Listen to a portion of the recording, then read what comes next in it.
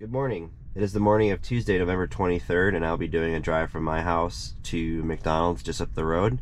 I am starving and figured it would be a good excuse to give FSD Beta 10.5 a first look, at least of roads around here.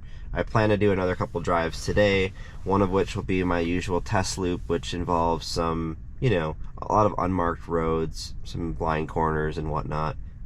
So looking forward to seeing how it does there. But this first drive is really straightforward, not a lot of turns, but nonetheless, a good way just to see where we're at as a first impression. As you can see, I got 2021.36.8.8. It came through around, I think around 1 a.m. earlier this morning. And you can see the navigation data is still showing as out of date there. So again, Tesla, if you're listening out there, it should be nice to have some updated map data at some point here. But one thing I was already aware of is that they have a new prompt they want us to, see for FSD Beta in terms of a waiver.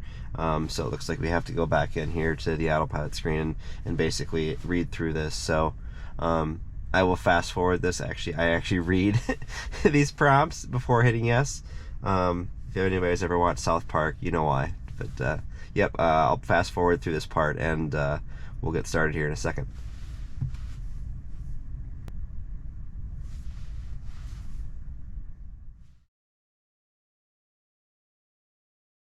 Alright, and we're ready to go. So let's see how, I'm going to actually turn FSD Beta on right from my driveway here. Let's see what it does.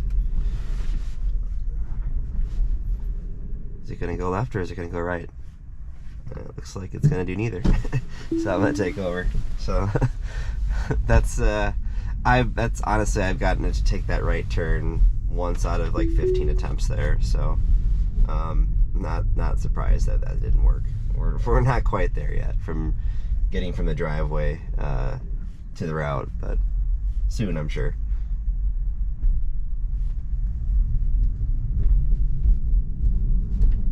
All right, and then that two-way stop there again, no real behavior changes, again, so far that I can tell from, 10.4 to 10.5. So the car still, I would say, overly hesitates. Maybe it could be a little quicker there, it seems like, or maybe it was, but I'll have to go back to the video later, but it didn't really seem much different.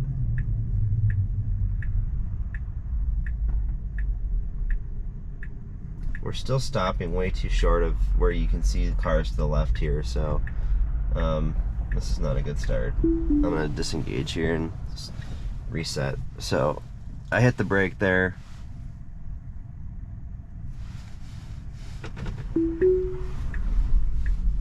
Alright, and it was clear to go there, so it wasn't terrible, but I'm still going to report that. So a couple things I noticed the car didn't do there. So the car is still not using all of the road. I would really like to see the car get all the way over to the right as it's going to make that turn, just because it's a tight street, and people turning right onto that street, they're going to need space. So be a good steward of the road, right? So get over to the right would be the first thing I would like to see the car do. And then right here, I'm gonna have to hit the brake here because the car does not yet see no turn on red signs. So I'll re-engage FSD here as soon as the light turns green. So aside from using all the road, right, and getting out to the right back there, the car needs to, I'm fine with it being cautious as it approaches the stop sign, but it needs to get further up before it can see, right? Because there's a fence on the left. There's usually parked cars. It will never be able to see from way back where it was. And it can't make a decision, in my opinion, until obviously you can see. So the car needs to get all the way up to the stop sign before proceeding to go. And I'm fine if it waits there for a few seconds to watch traffic from both sides. But that's kind of behavior that, we need to see from FSD for it to make that turn safely. So I'm going to give it a shot later today, and we'll see if it makes if I get a different result later, but not a great start so far, unfortunately.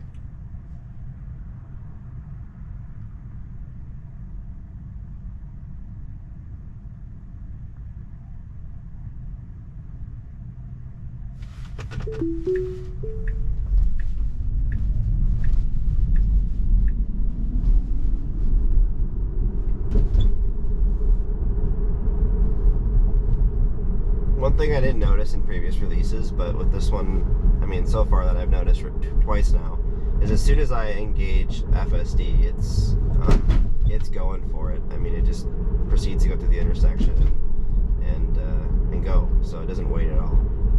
So that was pretty cool.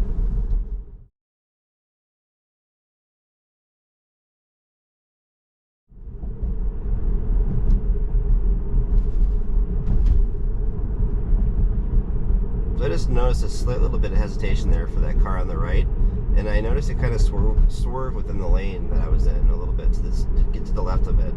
I don't think I've noticed that sort of behavior before, so that was kind of cool. It wasn't like a sudden braking; it was just very, very slight. But the fact that it kind of got over in its lane, as if to give that person a little bit more room, was pretty neat. So we'll have to see later on in subsequent drives if it does that sort of thing, or if that was just an anomaly.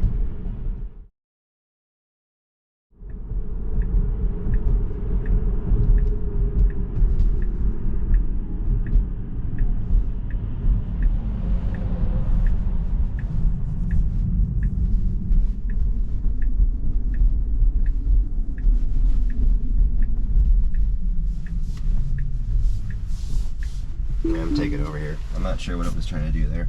It was definitely confused by this pedestrian. So, but we're here. I'm gonna order my food and we'll get started on the return route here. So, thanks. All right, so we got our food and we're gonna be heading home now. So to get to where I gotta go, I have to do a U-turn here. So I'm just gonna let it try to figure it out here and see what it does. So it's gonna try to get up to the light here, it looks like, and then make a left turn. So let's see how much it hesitates. Not too bad there. So it's, again, we're still using the curb there, or the shoulder. I've noticed that on this exact same road in previous builds. So I'm gonna report that. Again, it shouldn't be using the shoulder lines for anything. So I've yet to try one of these. It looks like it's a little confused. You can see on the screen it's saying unable to complete maneuver. So we're gonna get a break here. So I want to see if it actually tries to go. Yeah, I don't think it's going to move here at this point. So as soon as it goes here, I'm gonna see if I can get a gap big enough to where I can just hit the accelerator and see if I can nudge it and see if it will actually make the turn. We got plenty of room to make the U-turn here, so alright, here we go. Let's see what it does. It really does not want to. Let's see if it does it. Alright. Come on. Let's see. Oh, I'm taking over. Alright. It was worth a shot. Had an open road there, so no harm, no foul there. I'll report it, but obviously it said it couldn't do it, so, you know, your mileage may vary.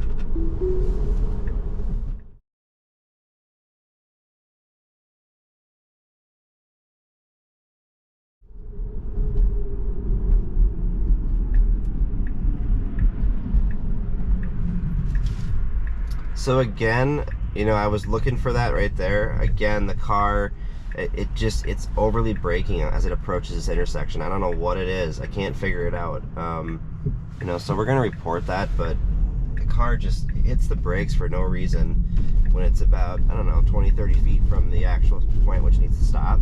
And this time there was a car in front of us, as you can see. So if anything, the car should have got right up behind that car and waited to turn. There was no need to kind of suddenly jam on the brakes there. It wasn't as bad as it was in 10.3, but it was still abrupt enough. So if somebody behind us is coming up behind us or following us, they're going to be surprised.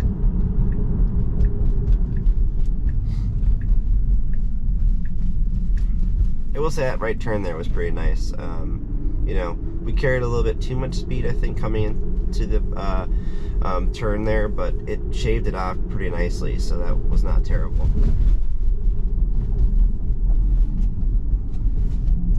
And usually I slow the car down as I approach the train tracks there, but, you know, it wasn't too bad.